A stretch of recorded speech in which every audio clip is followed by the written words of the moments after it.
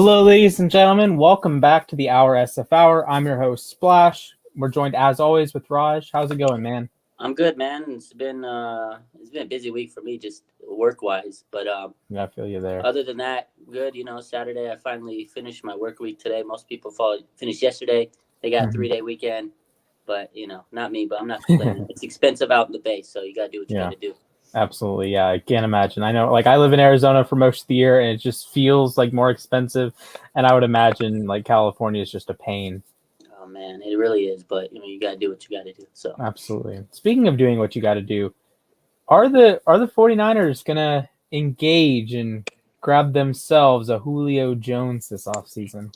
it's kind of feeling like maybe so. I mean, obviously, I don't think there's a high probability. I was talking about this last night on my show with the quad box with Smitty and C-Mac and Vlad, if you guys watch. My probability, if I had to put a percentage, maybe 20-25%. So that's not high, but you got to think the Niners would do their due diligence. They have Kyle Shanahan and John Lynch have been really, really, really aggressive this offseason. Right. They always make moves here and there, but I feel like this offseason they're more aggressive. And I think they know this is a championship team. They got a championship. We've talked about this over the last couple of weeks. If they're healthy, they're a very unstoppable team. If they can play to their full potential, a very dominant offense. You add a guy like Julio, I think it takes them over the top. He's going to help Brandon Ayuk. He's going to help Debo Samuel. He's going to help George Kittle take away some of their double teams because you just have to respect Julio. I mean, I know he's not 28, 29 anymore, but he's still a great, great receiver. You got to respect him. He's going to command some double teams sometimes, because if you don't put anybody on Julio, he's going to be open. So definitely be great. I feel like they may at least do their due diligence. I know there's different conflicting reports. Look at the potential offense. Pro Football Focus posted this today. I mean, look at that. You got Debo, Kittle, Ayuk. Trey Lance in the future. He'd be a great receiver to help mold Trey Lance along, So I feel like this would be a great player to get, put him in the Super Bowl. I think if they get him, they're going to be in talks of their Super Bowl favorite contender, whatever. You know what I mean? They could challenge Tampa Bay. But again, as far as is it going to happen, we're going to find out. I think next week there's going to be a lot of teams moving in and trying to get them in. Trying to bring them in. I know the Rams are reported. There's Tennessee. There's the Patriots. There's the Colts. There's the Ravens. There's a lot of teams that would like them and would want them. It's a salary cap issue with Atlanta. It's not they want to just get rid of Julio. He's a great player. He's been one of their best players in their franchise. When you think of the Atlanta Falcons, he's one of the first players that comes to mind. But it's salary cap at 32. You start thinking, can we get something for him now other than wait off his last of his contract and he'll be 34, and he may not be what he was. So in their mind, they got to look for value. So there was some reports earlier this week that maybe he can go for a first-round pick. That's what they're looking for. But I don't buy a first-round pick. I think they're trying to, of course, up the value, and they're going to look for the best available value that they're going to get, the best offer that they're going to get. I think a second-rounder is fair for Julio. He's one of the, like I said, one of the best receivers I've seen in the last decade. So a second round's fair. Maybe even throw in a third-rounder, but it depends on what are these teams willing to pay. A team that I'm really kind of thinking he might go to would be New England because Belichick has been just wheeling and dealing. He's been aggressive. He wants to prove himself without Brady. You bring him into that offense, it'd be amazing. He said he's wanted to play with Cam, but I'm pretty sure he's out of there because earlier in the week on Undisputed, you got Shannon Sharp sitting there and I'm out of there. He put him on live TV, whether he knew it or not. Is the question? But Uncle Shannon. You know how Shannon Sharp is, man. That was funny. That was kind of dirty if you didn't know. Yeah. I'm thinking it's a little scripted ahead of time. Yeah. And I mean, hey, Skip Bayless, if I remember the clip correctly, Skip Bayless asked him a question, and I would imagine Julio knows Shannon does a live show, right? Yeah. And two, if Skip Bayless is asking you a question and you're on the phone with Shannon and you can hear Skip, you know something. I think you know something. Something's up, man. Something's up. It's like, yeah, say what you will, like, oh, Julio just got disrespected by being put on. He probably knew. His agent probably knew. They probably were A-okay with it. No. Yeah. So speaking of A-OK with this, I'm going to jump to a chat question from Frankie, my boss. If Julio comes to the Bay, would you want Jimmy to play for a majority of the year? To me, it doesn't matter who's playing quarterback at that point. But I think Jimmy's, if he comes in, I think that'd be smart because he's the veteran, and it would expand the offense for Jimmy. It'd give him a legit like arsenal of weapons that he's never really had. I mean, we've had good players here and there, but then we've had injuries. You put Jimmy in there, yeah, definitely it would be great for him, and I think he could take this team to Super Bowl. But I think it would also argue you could put Lance in there, and it would just make his job easier because you have a guy, Trey Lance, who's coming into a pretty good situation. And we've talked about this on the show many times that Trey Lance is pretty much set up for success. Out of all the rookies in the NFL coming in, this guy is set up for success, like more than anybody. Because you have the O-line, you have great Kyle Shanahan, the mastermind, the offensive mastermind. You have George Kittle, you have Brandon Knight, the offense that we just posted on that picture, basically. It would make his job so much easier to transition to the league. So I don't think necessarily it means you have to put Jimmy in. Again, it's all going to come down to the Jimmy Trey Lance situation. It ultimately is going to come down to training camp, regardless of who they bring in.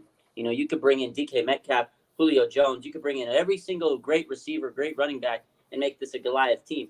The quarterback position is going to be determined in training camp. I really feel that. All right, so we're gonna stay with that general theme. Are you able financially to acquire Julio Jones without moving Jimmy? I think we can because, first of all, you got Parag Barath, and that man is a salary cap genius. He's a genius in the salary cap. Look what he's did this offseason. You got Trent Williams, okay? You got Jason Verrett. You got Kyle Juszczyk. You pretty much were able to get all your major pieces. You added more players, Samson Ebukam, Arden Key, Maurice Hurst. They added a lot of good players on top of the players they had to re-sign. The only player they really lost in free agency was Kendrick Bourne because he got a big contract, and I'm happy for him. Yeah, really, absolutely. They did everything they needed to do this offseason as far as bringing the players back that they wanted, and nobody thought they would because they were like, oh, the salary cap's kind of, we don't know. They restructured some deals, they moved some money around here, and they figured it out. I think as long as you have Parag there, they're going to take care of it. And I know a lot of people, and we're going to touch on this, well, you got to pay Fred Warner. Again, if you have Parag, you can do anything. Like we talk about Kyle Shanahan being the wizard on the offensive side of the game, I think Parag Marath is the wizard in the contract side of the game. And not only that, you can restructure some contracts. You can get Arik Armstead's contract restructured. Laken Tomlinson, if they extend him and kind of restructure his contract, that saves some money on the books. They're going to get $1 million back because Weston Richburg, he is officially going to retire next week, basically. That's $1 million back in the books. They got some moves they can make. Maybe even Jimmy Ward restructure. I don't think they should, though, because Jimmy deserves his money. But Arik Armstead's a guy they can restructure. That's a loaded contract. And not only that, but next season, the salary cap goes up, as it was reported earlier in the week by Tom Pelissero. So the salary cap's going to go up next season. So to me, if you got more money coming in next season, you can afford paying guys a little bit more. Now, hey, look around the league. You got the Kansas City Chiefs. I really don't think the salary cap exists. Because those players, every time there's like, oh, let's sign them up. Yep. You just got to know how to manage the cap. You just got to know how to maneuver around it. And Trent Williams said that a couple months ago before he got signed, and he was in his press conference at the end of the season. He says, look, these front office people know how to make things work, basically. He says there's things you can do to make the contract work. And that's basically what happened with him, right? You backload a contract. So, honestly, if we do get Julio, I think they can make it work in the salary cap without giving up Jimmy. And then next season, if they move Jimmy, then you're even better off. So, we'll see. All right, so we're going to head to another chat question. We're going to go back to Mr. Nick Spano. Raj, as a Jets fan who has admired Kyle Shanahan, LaFleur, McDaniel, Saleh staff from afar, give me a quick rundown of what Jets fans expect from a Saleh-led team and a LaFleur offense. I mean, Saleh's going to bring energy. That's what he – first and foremost, Robert Saleh, if you've seen the videos, you've seen anything about Robert Saleh, he's energy. He's a hype man on the field. But that energy is what the players feed off. They feed off that energy, and he gets these guys to believe in him because they see him on the field, believing in them, and he's just an energetic guy. Not only that, He's a very philosophical guy. He has the 10 pillars of success. I don't know if you've ever seen that, but they've posted it on the NFL several times. He's wrote a book and everything. He's a very philosophical guy, and he's a guy that really trusts his players, and he wants them to trust him. So I think Robert Salah is going to bring a lot to the table in terms of being a really good people person. You know what I mean? He's going to bring that skills. Adam Gase, I don't feel like he interacted with the players. The 49ers defense and the 49ers players in general, not only the defense, the whole team, they loved Salah because he was such a good person. So I think he's going to get to know these people, and it's going to be a good situation for the Jets. He really gets to know his players, and he can adapt them into their best position needed. Not only that, but again, the energy plus his philosophies, high energy guy, and I think he's going to really bring that to the Jets. And again, he's a defensive kind of guy, so I think the philosophy is going to focus on we want to play smash mouth defensive football, control the clock, and then you got LaFleur, who again, the Niners are a run first team, and that's going to kind of go hand in hand with Salah, where you let the defense dictate the game and you run the ball, and that's how you're going to win games. You know, they're not going to worry about being pretty, throwing 50 passes. It might happen eventually, but they're going to be a smart smash mouth, just grind the clock kind of team. That's how Salah is. And, you know, the good thing is Salah and LaFleur, they've been friends for a long time. I think LaFleur was the best man at Salah's wedding. So they already have a great chemistry together. And I think that's going to transition very well for them as coach, offensive coordinator, kind of that relationship is going to be very strong because they already know each other. They probably have good communication, and I think that's going to really help them moving forward. Absolutely, absolutely.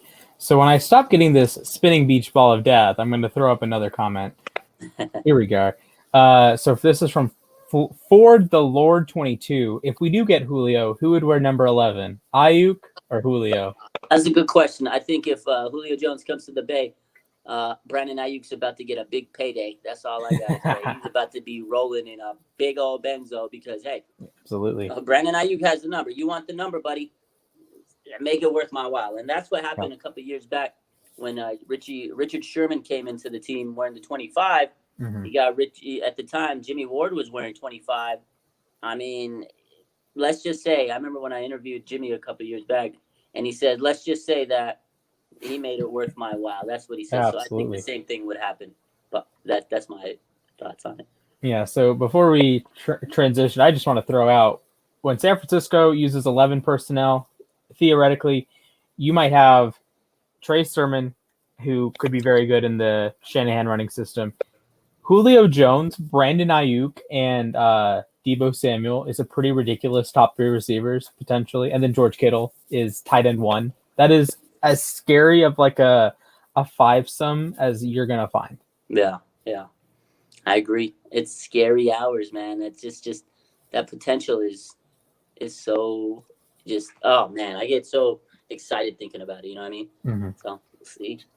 So also, could Julio just switch to 8 if he ends up in San Francisco? Because if I remember correctly, he wore 8 at Alabama, right? Yeah, he could. But the problem is the number 8 is retired in San Francisco. Oh, wait. Steve Young. Duh. Yeah, so he could if they bring it out of retirement, and I don't think that's going to happen. But yeah, I don't know. I mean, in fairness, Julio is a future Hall of Fame wide receiver. Yeah, I so mean, but you still got to respect Brandon Ayuk. I think that if he so this is what I was talking about this yesterday because they were definitely asking the question, and they said, "Hey, what do you think about the number?" So I said, I think Julio goes to number 88 if he doesn't get 11. 88 because he was the 8 in college, right? Double 8. Mm-hmm. Okay. Or Brandon Ayuk takes 88. He can't take number 2 because Jason Verrett just switched his number to number 2 this offseason. Mm-hmm. So really, the options are you pay Brandon Ayuk a lot of money to get 11, or you take 88. That's it. And what number is Lance wearing? Is he wearing 1? No, he's wearing Trey Lance is wearing number 5. Okay. His old number. Number 1 actually is Jimmy Ward. He switched his number this offseason from 20 to number 1. All right, good to know. Because I mean, I would think 1 is a solid option, but if Ward already changed his number, I don't think he wants to change it again. And he posted something in his story a couple weeks ago, and then actually the other day I posted about Jimmy Ward I made a post, and then on the comment, someone asked him, they tagged him like, "Yo, Jimmy, are you are you changing your number to number 1? And then he commented, yes, I am. So that was the confirmation. Yeah, it's a weird thing. I know with the Ravens, like Marquise Brown posted a picture of him wearing 5. And yeah, I like it, man. I like the single digit. I like it with Marquise. I'm not rocking with it for LJ Fort wearing 3. I love it, man. Oh my goodness! I know and Patrick Queen wearing 6. I can't wait to see Jason Verrett rocking that too. Jimmy Ward, the number 1 with Jimmy Ward. Yeah, I'm actually really excited to see that. I want to know why he switched to number 1. There's got to be a reason. Mm-hmm. I hopefully soon I'll ask him. But they're busy doing their thing, so hopefully we get a chance. I'm trying to get an interview set up with Jimmy Ward, but we'll see. And Jason Verrett, I'll see what their numbers mean to them. That'd be nice. Yeah. So we're gonna transition over to the defense. You mentioned him a little earlier, Mr. All-Pro Fred Warner. The man. What are some updates on his contract situation with San Francisco? Okay, so good question. They brought it up. I think last week or two. I don't know. We touched upon it, and I want to say it was Rappaport that brought it up, and he says basically the market's going to be tested with him and the guy from the Colts. Was it? Can't think of his name. Davis. Darius Leonard. Yeah, Darius Leonard. Sorry, I couldn't think of that. Darius Leonard and Fred Warner. They're the 2 top linebacker free agents on the market right now, and I think they're going to wait and see for Leonard to get his contract. That's going to set the market, and then that's going to kind of gauge where Warner's contract is going to be. Right. And then this week, when they talk to Shanahan, he says, hey, I got no question. We're going to try to do our best to get Fred Warner. They haven't started negotiations yet, but they said it's going to happen sooner rather than later. And he also said the contract is this situation is going to mirror George Kittle's from last season. So if you remember George Kittle, it was a pretty tough situation because they had to get the numbers right because they wanted to pay him a lot of money, but at the same time, they had to make sure that it was done right. And as we saw this week, everybody's really excited about Fred Warner. His teammate, Samson Ebicam, his new teammate, said, hey, Fred Warner's the best linebacker in the league. Everybody's talking about Fred Warner, putting up a lot of hype on him, and that's only going to make his contract higher, right? Yes, sir. He's looking really big. He posted a picture of him and an update this week on Instagram. I think I posted it somewhere. He's looking just jacked up, and he's coming into training camp, OTAs, and that's the thing. He's a captain, and for him showing up to voluntary training camp, OTAs, whatever you want to call them, that's big because that sets the tone for the rest of the team. He doesn't have to show up, but him showing up kind of tells me that he wants to be there and he wants to get it done. Look at that, man. He just looks like a monster, man. Year 4 loading for Fred Warner. This is the year he's going to get paid big. And what they said, again, is they're going to try to make this contract work kind of like George Kittle. I think last season that thing was George Kittle's agent was really tough. So we don't know how Warner's agent's going to handle this, but I'm sure he's going to try to do everything he can to get paid. He has to, right? He's worth it. But then they interviewed Fred Warner, and this was really the best news of the week. He says, hey, look, I want to be a Niner for life. He says, I want to be a Niner for life. And that, really excited everybody in the Niner fan base here because, of course, he's one of our favorite players. He says, no, I want to be a Niner for life. So that gives me the sense that he's going to really sit down and make sure it happens. And then, again, he says, hey, look, rent's due every day. He said rent is due every day. So to him, it doesn't matter if he's got his contract right now. He knows he has to come in and work and prove himself. Even though he's proven himself on the field all pro season, he still knows he's got to come in and set that tone. And that's why I like him coming into training camp and, being the captain. I think he'll get it done closer to maybe when mandatory training camp happens in July. I think it's going to happen around then because that's pretty much what happened with Kittle is all off season. They were negotiating. And then as soon as the training camp was about to start, he got his contract and then he showed up to, training camp. So I think that's going to be something similar that happens to Fred Warner. So, we're going to be hyping him up all off season, making sure he gets his money. And I think he will. For sure. So would you say Fred Warner is the best linebacker in the NFL? In my opinion, yeah, but I might be a little a little biased. Absolutely. I mean, I think I would rock with Eric Kendricks, but I think Fred Warner's certainly a top 2 guy. He and Kendricks were just awesome in coverage. And I remember the Ravens 49ers game it was in the rain up in Baltimore, and Warner made one of the most ridiculous coverage plays I've ever seen by a linebacker. I think it was on Marquise Brown. And I remember that play. Linebackers shouldn't be able to move that fast or that coordinated, and Warner made a ridiculous play. So all the props in the world to him. Yeah. And but before we transition, make sure you like the stream, smash that like button, subscribe to the YouTube, follow us on Instagram and Twitter, follow Raj at OurSF 49ers on Instagram. And with that said, we're going to jump back to the offense. This is a guy that's been on a lot of people's radar, Jalen Hurst. I haven't heard that name in a long time. He's apparently back healthy for the first time in what seems like 5 years. So what's going on with Mr. Jalen Hurst? You heard? Okay, so let's talk about Jalen Hurst. So again, updates happened this week. And when Shanahan spoke to the media, and basically they gave an update again. They're on Fred Warner. One of the other players that was interesting was Jalen Hurst. So his rookie season, he missed it after having a fracture in his back. He had some back issues, and then last season we were all ready. Here comes Jalen. We're all hyped up, and then he tears his ACL, non-contact in training camp. So he's missed 2 seasons. Hasn't got a chance. He's got to come in and stay healthy because the potential of Jalen Hurst is out of this world, right? He has such great potential. We saw what he can do in a preseason game against Dallas, and everybody was excited. So with Shanahan, so there's a couple of things. The Jalen Hurst was sighted on the side during practice, and he was appearing to be moving freely. He has that imposing size, and this was from David Lombardi of The Athletic. That's what he noticed, so he kind of like jotted a little note about what he saw from Jalen.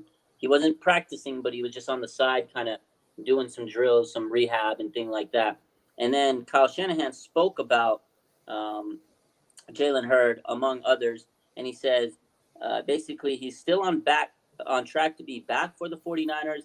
He's done a good job on his ACL rehab. He should be ready to go by training camp. So right now, as it seems, all signs point to Jalen Hurst being ready for training camp. And if he's back, I think he's the reason they didn't trade or draft a wide receiver, because I think this is the guy they think can be that wide receiver 3, and then maybe more. Absolutely. And if he's a guy that you bring in and you say, okay, we're not going to go get Julio Jones. We have this guy, Jalen Hurst. Everyone in the organization loves him.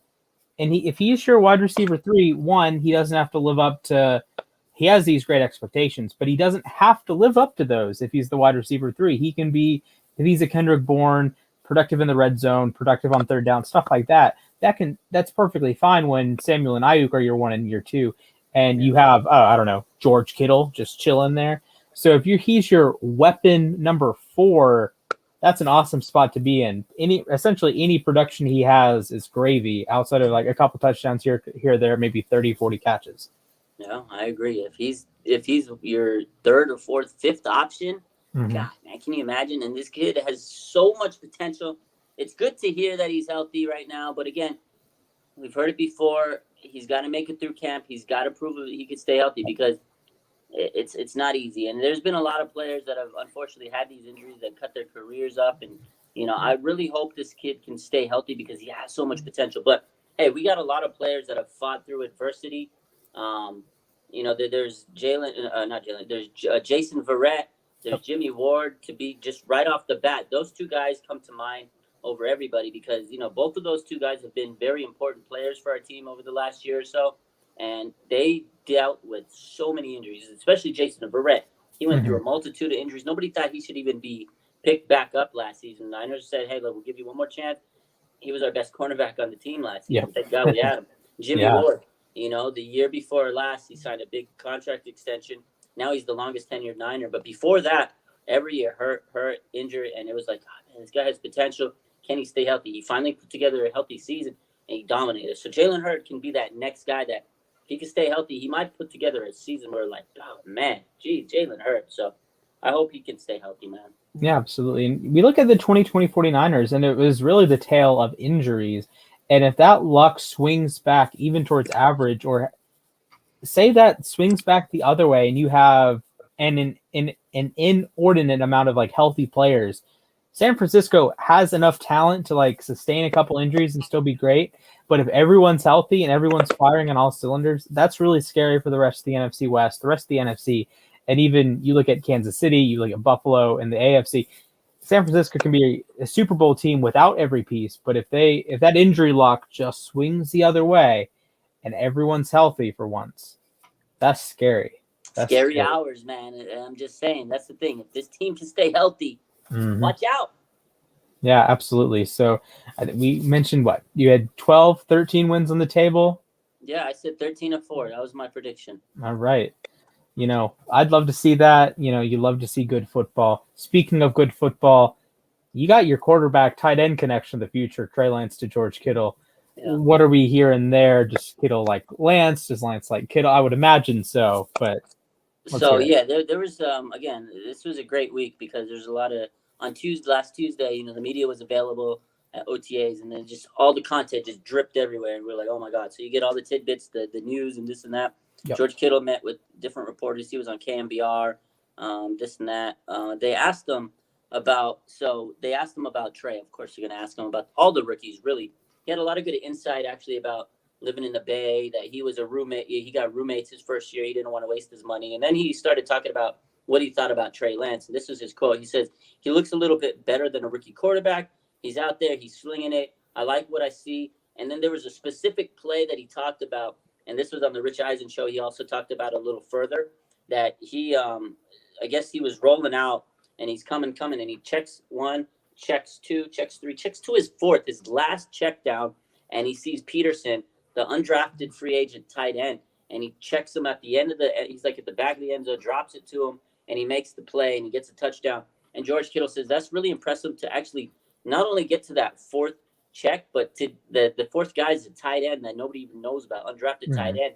And he says nobody usually makes those types of plays as a rookie. He goes, so a lot of people don't make that as a veteran. So he goes, that was a really impressive series, he said he saw. So to me, that's very encouraging when you hear stories like that. Again, it's training camp, it's early, but these are good stories to have early in your career. So that was what George Kittle said about Trey. And I think that's very encouraging for the young 21-year-old rookie quarterback. 21. Yeah, I was writing an article the other day on when I thought the rookies should start, and I went to Lance's Pro Football Reference page. I'm like, this man is like 2 years and like 5 days older than I am. That's crazy. Like, what? In the year 2000, man. Oh, it's like, holy cow, That's man. so weird, man. I was a sophomore in high school when he was born, man. Jesus. Yeah, and you love that youth. You're gonna love I hope he starts week 1. I would be pounding the table if I'm San Francisco. Like, you throw him in, he's a higher floor than Jimmy Garoppolo is at this point. I think. Mean, again, he doesn't have to start week 1, but it would be fun to see him starting. The buzz around the league is this team wants, what's best for everybody. And again, Jimmy's going to come in. He knows it's a competition. He also said, Jimmy met with the media for the first time in a long time with the actual Bay Area media, and he had a lot to say.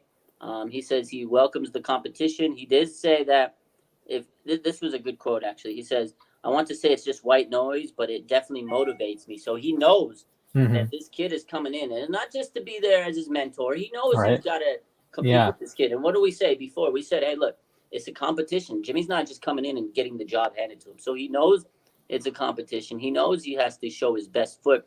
And I think the competition is going to bring the best out of him. And then Kyle Shanahan several months ago said, hey, look, when Jimmy's pissed off, he plays better. And this is Jimmy pissed off. This is angry Jimmy. Yeah. Angry Jimmy is coming into camp with a different focus. And sometimes that's what you need, a young quarterback to put a little spark in you, light a little fire under you. And the thing with Jimmy is he's never had a quarterback like this to kind of light that fire. And I remember we talked about this before last year. Yeah, Mullins and Beathard. He really didn't have anybody challenging him, So he didn't have to work as hard, I feel. So now he knows, I got this kid, Trey Lance, who's eventually going to take my job. I need to step it up. So I love the competition. I love how George Kittle is talking a lot of positive about Trey. It's going to be a great training camp battle, man. Absolutely. And even going back to his Patriot days, like Brady Garoppolo, that's not a competition. So essentially there's no competition in 14, no competition in 15, no competition in 16. Then he gets traded to San Francisco and gets handed this huge contract and this silver platter. Yeah. And the best quarterback he's had to compete with is Nick Mullins, CJ Beathard. Are you kidding me? Trey Lance is probably a top 32 quarterback right now anyways. Easily, yeah.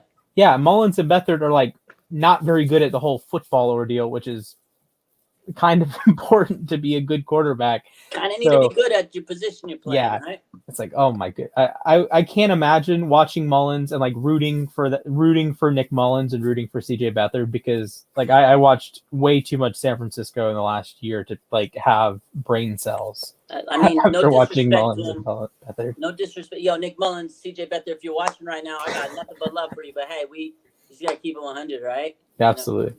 Oh man, but as far as this team, I want to transition to something else.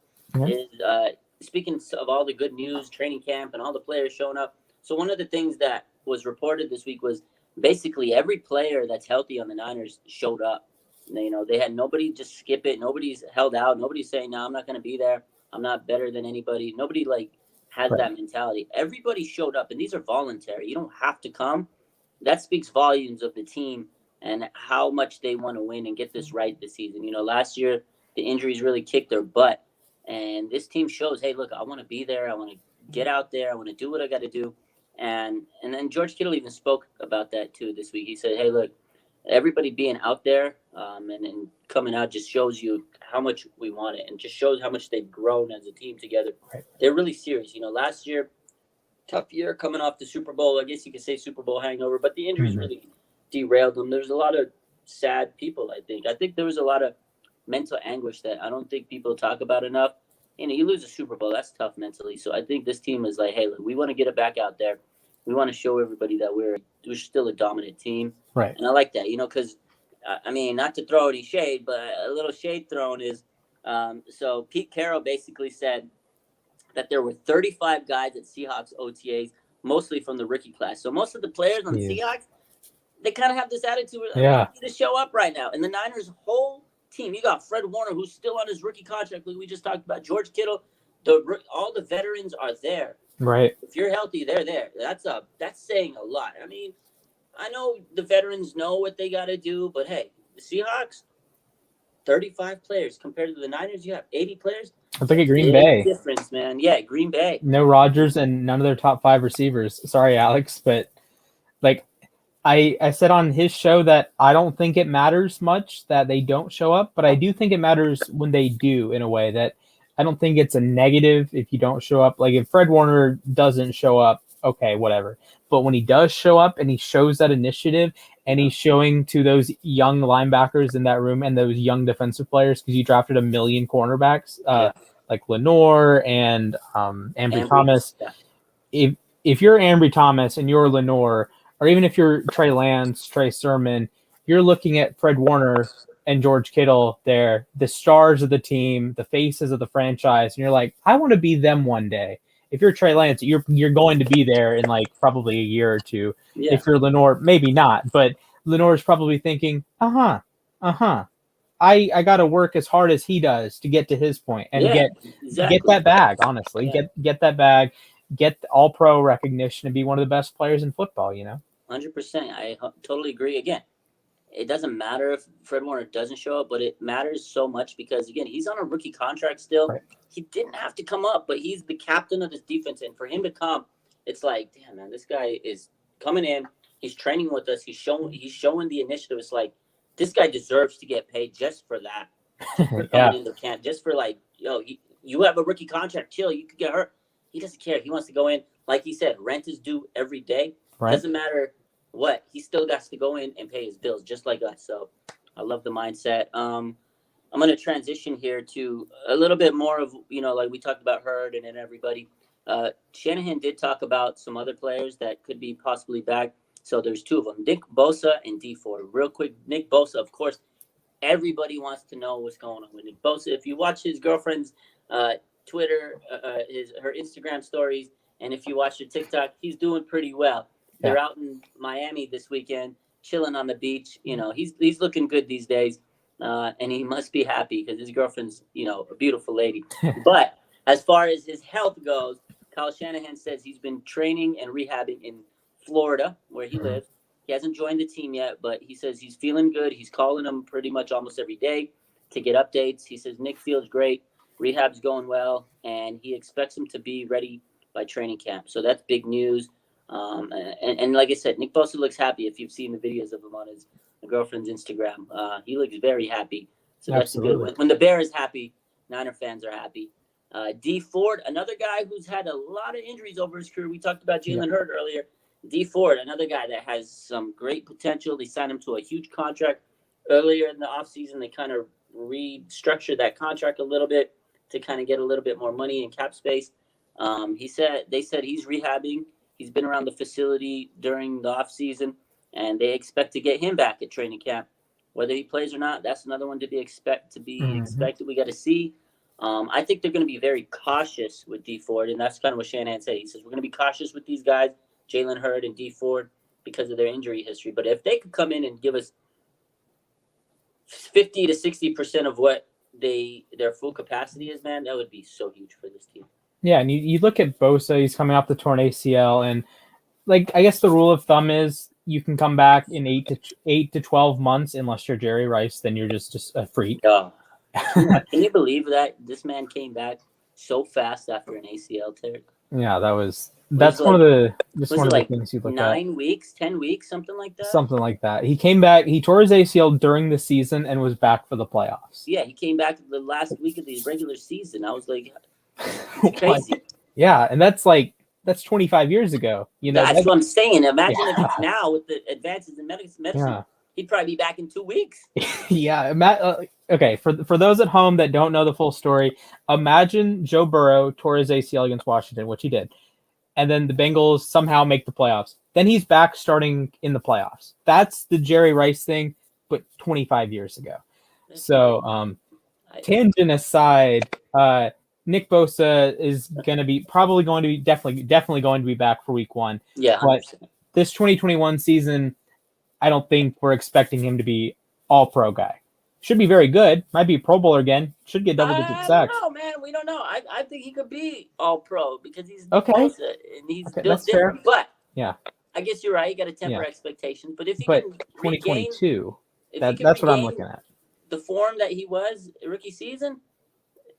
I mean, oh man, defensive player of the year. Yeah, because we've talked about it. I'm sure that he had one of the most dominant stretches in the playoffs we've ever seen.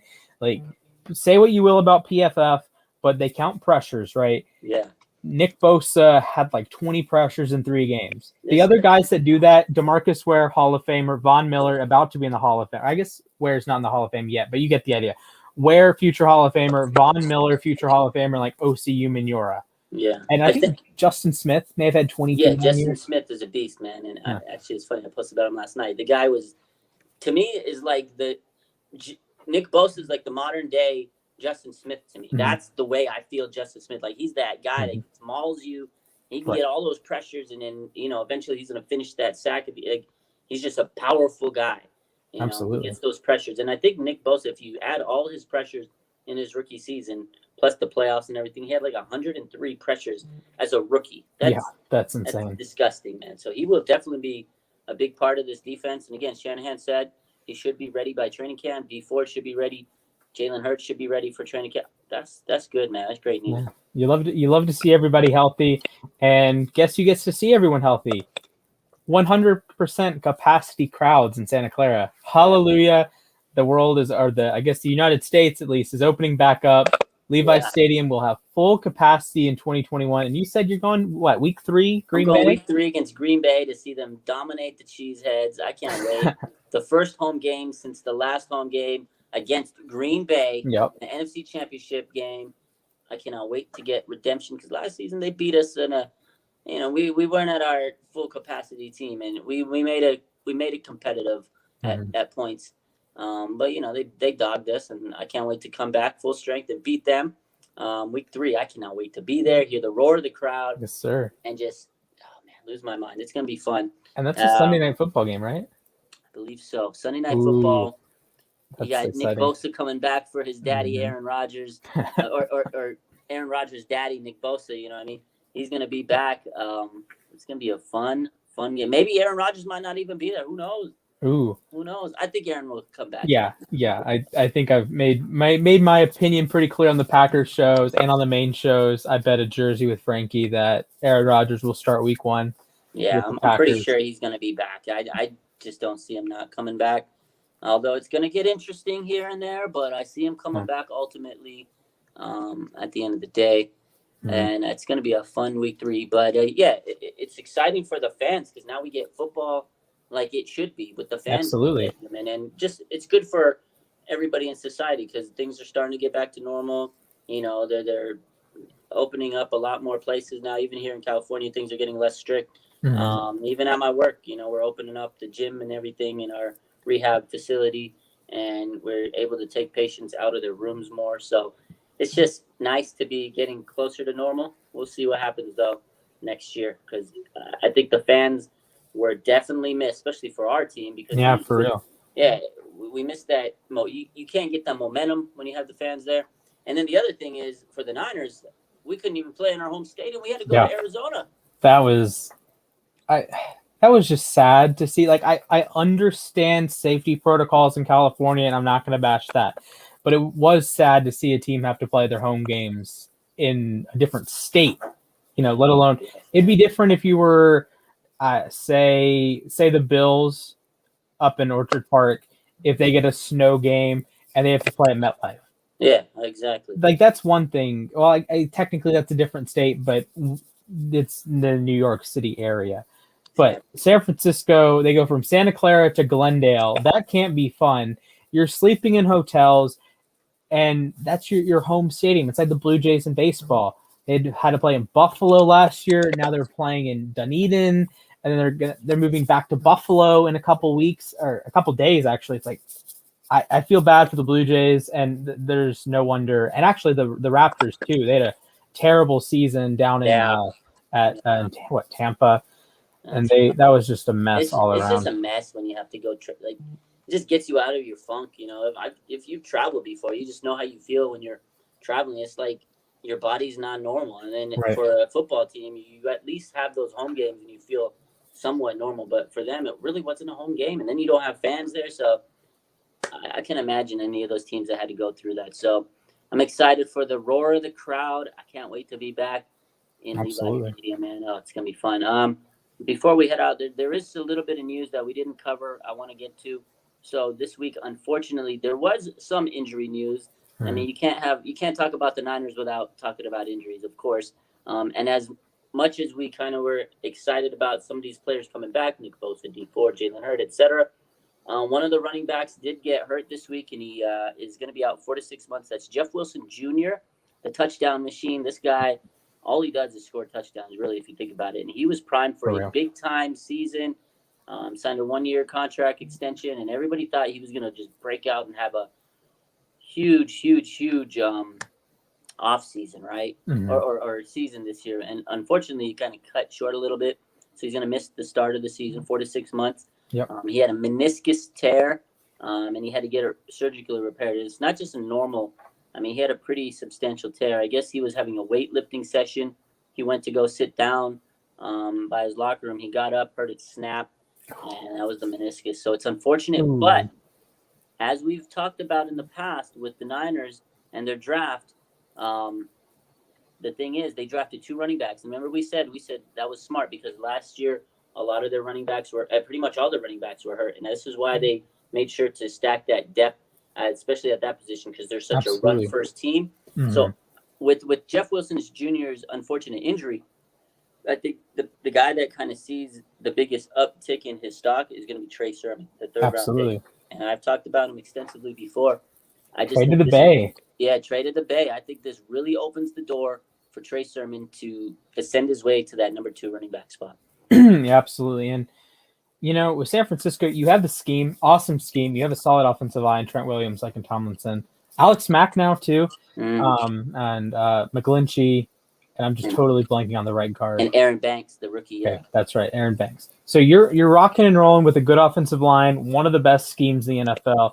And really anything you got out of the running back room is nice, but you have a guy as talented as Trey Sermon who could have been a second-round pick, first-round pick even, in a different era. But now everyone hates running backs. You know, Najee Harris was the number 10 prospect on my board. He goes at 24, and people gave the Steelers D's and F's for that. So Sermon's uber talented. Mostert has a lot of juice. So if there's any team that doesn't need like a superstar running back, it is San Francisco, but Trey Sermon could be that superstar running back moving forward for the Niners. I agree. I think he can. I've said it before. I think this guy is a future franchise running back for the Niners. I just have I have such high expectations because I've seen the way he's played. He carried Ohio State in stretches, and he's always played with a really solid quarterback. And I think a lot of the times it's not just he's played with good quarterbacks. I think he makes the quarterbacks he's played with better. Like, look at the quarterbacks he's played with: Baker Mayfield. He's played with Kyler Murray. He's played with Justin Fields, and now he's going to play with Trey Lance. They're all kind of mobile, and I think his skill set really helps those running type quarterbacks for sure. Succeed. And I think it's going to go hand in hand. He's also very powerful. He's hard to tackle. Yep. Trey Sermon is going to be an absolute stud in this league with Kyle Shanahan at the helms. Oh boy. Oh man. Yeah, you're doing your maniacal laugh week 1 when you rip off. Who do you play week 1? Detroit? Detroit Lions. Oh my goodness. Detroit fans. Okay. Over under 400 rushing yards that game. That might be an over, man. Yeah. We might not even throw one pass. Wow. Yeah, I mean, I wouldn't just Trey Lance read option all game. All game. Get all your reps in. I was actually on my show last night. I was talking with Smitty, and he asked the question. So we always like to throw these percentages. We always do. And he said, "What is the percentage you think that Jimmy Garoppolo is going to throw a touchdown to Trey Lance?" And I was like, "Oh man, I didn't even think of that." But that's definitely a possibility. I think they're might throw Trey out there, a little deception. Yeah, I can see him catching a touchdown from that right there. Wow. Would break the internet. That play, oh my God, everybody would go absolutely bonkers. Can you imagine if they have Jimmy throw a touchdown to Trey Lance? Yeah, find that on your betting market and put $5 down on that. I'm gonna look for that prop because I'm sure it's out there. And I could see the Niners pulling something out of their bag of tricks like that with Kyle Shanahan. Man, I know last year there was a Lamar Jackson prop. Would he catch a touchdown? Obviously, that didn't hit. There was a Will Odell Beckham throw a touchdown. Yeah. And I really as much as I don't bet, actually, I only invested a little bit, and I'm just waiting on baseball bets to go through. But I love these the totally stupid ones, the Super Bowl ones, how long is the anthem gonna go? What color is the Gatorade gonna be? Stuff like that. I am a sucker for it, and I love the dumb props this offseason. How many catches is Tim Tebow gonna have? Is JJ Watt gonna win the Super Bowl with the Cardinals? Or for baseball, how many home runs is Albert Pujols going to hit? It's I love it, and I love those, posting them on the darn app. So yeah, no, those are fun. When I lived in Vegas, man, it was a little dangerous because I love those prop bets, and I used to when I first turned Trey Lance's age, 21. I remember we'd go down to the casinos, in the middle of class and stuff when we were in college, and we'd go make a little parlay card. We make some prop bets and stuff, and man, that was fun, but you can definitely lose a lot of money that way. Yeah, absolutely. Yeah, I know my grandmother came out and visited me in Arizona, and she went to the casino and made a couple $100, and she thought she was over the moon about it. I'm like, I can't imagine either going to a casino or going up to Vegas and making $50. I'd be like, holy crap. Oh yeah, that feeling, and that's why you do, because you're chasing that feeling. It's I don't know. I don't do drugs, but I feel it's you're chasing that high, that first high, like they say, right? You're chasing that feeling, the endorphins that's coming out of your body when you win that parlay. I remember I hit a big parlay one time. We used to go bet every Saturday. We'd go to the sports book, on all the college football games, man. We sit there and watch the games, and you try to catch lightning in a bottle. And when you hit a parlay, oh man, there's nothing like it. So then the next week you go crazy, and you're like, I just gotta catch 2 games. Been there before. Run a 3-game parlay. It's a good feeling, but it's also a bad feeling when you don't hit. So yeah, I know. Week 3, I did a 6 or 7 team parlay, and it was centered around the Ravens were favored against the Chiefs. I thought that was BS, so I took Kansas City. And the Saints were favored of the Packers. I thought that was BS. I took Green Bay. So those were the 2 big boosters in that. It was $777 to earn $600. Oh wow, that worked. And then I spent the rest of the season whiffing on parlays. That's how it goes. You always get one nice little ticket, and then the rest of the year you lose. So I usually ended up with I just break even because I have a certain pot that I set. I learned from the first year I was just going spending money. Right. And I was like, you got to set a limit. So I'd have a certain amount allotted to betting. and you start making your money. You only take money from that pool. By the end of the season, it was like break even was 0. I didn't win, I didn't lose. Yep. And once it hits that 0, I'm like, all right, no more. Yeah, like I know I started with $50, then I got like a little promo from BetUS. So I started with $50, got up to like 700, and now it's technically 0, but it's all in futures stuff. Yeah. So MLB divisions, stupid stuff like that. So yeah, I'm excited for September to roll around. Hopefully I get hit on some of those picks. The Twins are making me look really stupid for putting $5 down on them. But hey, it happens. It happens, and we definitely need to do a betting show. Frankie, Nick, if you're watching, betting stadium show. Yes, Ooh, absolutely. that'd be fun. Let me get some money on that. Let's make some money. For real. Yeah, that'd be awesome. I got my buddy Tyler. He's always doing like these dollar parlays, and he's hitting random like Tyler Hero first basket. He hits on some stupid stuff. I had a friend like that too. He would just make the most random parlays, and that's why he was like, "Oh, I won $100. I won it." I'm like, "What'd you bet on?" And he'd show me his thing. I'm like, it's the most random stuff. And that's how he was. And then he was like a big baseball bettor. Oh, and every day he had like certain. And there was like teams. I'm like, why are you even betting on this team? They suck. But he'd always pull like he was really good at betting on baseball. So that's why I got sucked in to betting with him. I was like, all right, I'll go stick with you. Every time I bet with him, we didn't win. And then the next day he'd come. He didn't tell me about his parlay. He'd like, hey, look at this. I was like, why didn't you tell me? He's like, And of course he'd win. I think he didn't tell me because I was bad luck. So yeah. Oh well, great show today. Make sure you like the stream, subscribe to the YouTube, follow U Stadium on Twitter and Instagram, follow Raj at OurSF 49ers. You can follow me if you want at Mr. Splashman 19. I posted about Luis Robert in my Super Mega Baseball 2 game. He had 20 RBI in one game. Wow, that's a beast right there. I think I had 20 RBI in my career at it. yeah, it'd be like that. I remember. I think my last year that I got a hit was like I was 8, and I like killed it that year, and then I was 9 and like sucked at baseball. No man, I mean I was good at stealing bases, dropping the bunt. I got a lot of runs. Nice. Pinch hitter, defensive guy. But I wasn't gonna be the guy that's gonna be driving in the runs. Yeah, me neither. Yeah. I could play a mean third base though. Third base. I was second baseman, man, and I was good at turning that double play. Sir. I was, like I said, good at stealing. I probably had a good 20 stolen bases in a year, but definitely no 20 RBI.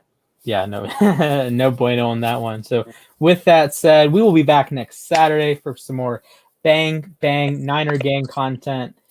Any last words before we end the broadcast? Let's just hope that Julio is on the base, so next week we can talk about Julio Jones signing with the Niners. That's all I want this week. Yeah. Let's hope it happens because a lot of teams are saying Julio might be traded next week. June 1st is coming up.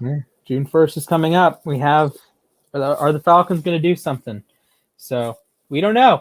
Actually, honestly, we're probably going to go live when he gets traded. I don't know if you're going to go live on your Instagram, but I'm sure Frankie's going to be like, I know. Splash, go live. I'm like, okay. If it happens, of course, once I'm back from work, that'll be the first thing I do when I get home and get ready. I'll go live and we'll have to talk about it. So, and we got one more question. Cool Pad V1. Are the Niners going to be the number 1 seed? I've said it before. If they're healthy, 13 wins in the league. I think that's going to be good enough for the number 1 seed, depending on how all the other teams play out. And I mean, the NFC West is a tough decision, but I think 13 wins should be good enough to be number 1 seed. I mean, that's a lot of wins. So I think they have potential to be the number 1 seed if they can stay healthy and hit their full potential. So I don't say it's impossible. Absolutely. And I will say that I have $5 on the Niners winning the division. There we go. Let's hope that $5 comes to fruit and gets you some money there. Yeah, hope so. So anyways, we will be back next Saturday for some more great content. I will see you soon, sir, and that peace